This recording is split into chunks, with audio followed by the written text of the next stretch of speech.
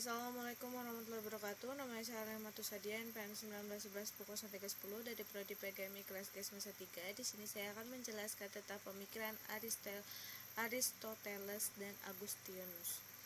Yang pertama, saya akan menjelaskan pemikiran Aristoteles. Aristoteles dilahirkan di Stagira, Yunani Utara. Anak seorang dokter pribadi Raja Makedoni, dan ketika berumur 18 tahun ia dikirim ke Athena untuk belajar pada Plato. Ia belajar pada Plato selama 20 tahun. Ketika Plato meninggal dunia, Aristoteles mendirikan sekolah di Assos, Asia Kecil. Aristoteles memiliki kecenderungan berpikir saintifik, tampak dari pandangan filsafatnya yang sistematis dan banyak menggunakan metode empiris, dan pandangan filsafatnya lebih mengarah kepada hal-hal yang konkret. Dia juga pernah menjadi guru dari seorang jenderal terkenal, yaitu Alexander Agung. Aristoteles memiliki karya luar biasa adalah filsafat etika, negara, logika, dan metafisika.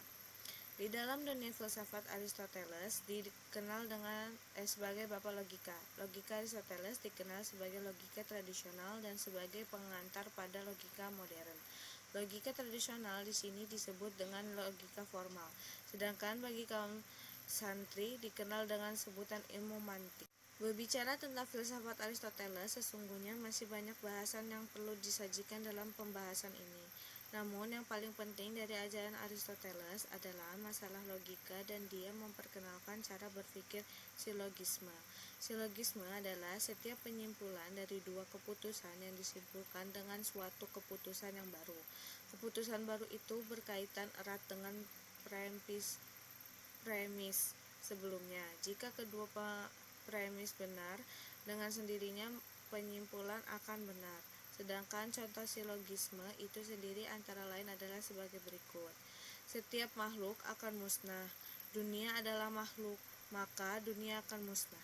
Selanjutnya saya akan menjelaskan pemikiran Agustinus. Marcus Aurelius Agustinus 354-430 lahir dan hidup dalam kondisi zaman yang sudah berkembang di wilayah sekitar laut tengah sampai sebelum timur Teluk Persia. Filsafat manusia muncul dalam karya Agustinus saat ia memandang manusia sebagai ciptaan Allah. Dalam hal ini ia menentang ajaran Neoplatonisme yang tidak memakai istilah penciptaan atau kritio, tidak membicarakan Allah sebagai pencipta atau kreator, dan yang tidak sanggup membedakan ciptaan dengan penciptanya, monisme yang bercorak panteisme. Menurut Agustinus, segala makhluk merupakan vestigia Dei atau jejak-jejak Allah yang memaklumkan bahwa Allah telah lewat manusia menjadi vestigium Dei sedemikian istimewa sehingga disebut imago Dei atau citra Allah. Manusia memantulkan siapa Allah itu dengan lebih jelas daripada segala ciptaan lainnya. Agustinus memiliki dua pandangan yang penting. Yang pertama, manusia harus bergantung kepada kedaulatan Allah. Yang kedua, manusia mempunyai tugas merefleksikan Allah di dalam kehidupan sehari-hari. Jadi, ada hubungan vertikal ke atas, yakni Tuhan, dan hubungan horizontal ke sesama manusia. Agustinus tidak percaya pada dualisme fisik. Dia berpendapat bahwa kejahatan itu tidaklah positif. Kejahatan itu sekedar menunjukkan jarak dari ada yang sebenarnya. Tidak ada Tuhan selain yang esa, yang mempunyai sifat kesempurnaan.